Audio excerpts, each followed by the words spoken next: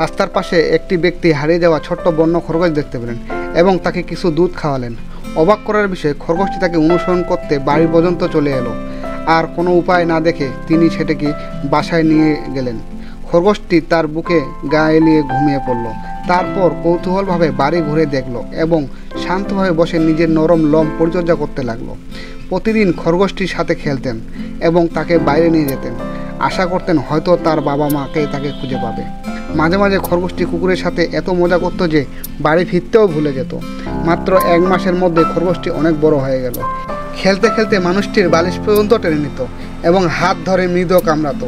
তাই তিনি তার জন্য একটি খেলনা কিনে দিলেন। 2 মাস পর খরগোশটি প্রায় অনেক বড় এবং লম্বা হয়ে গেল।